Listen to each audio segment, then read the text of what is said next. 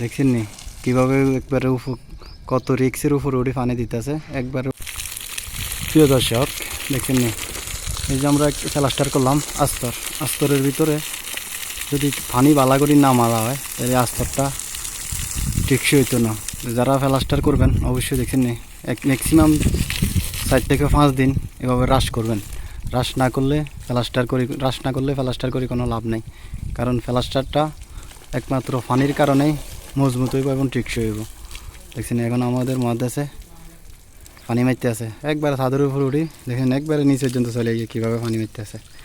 তো অবশ্যই এই জিনিসটার দিকে আপনারা খেয়াল রাখবেন সবাই।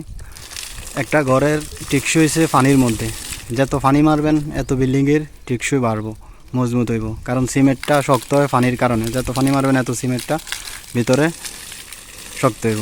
তো সবাই অবশ্যই ভালো করে ঘরের ভিতরে পানি মারবেন, এবং তাবুক বা প্লাস্টার যেটাই করেন পানির ভিতরে এলো কামের টেকসই।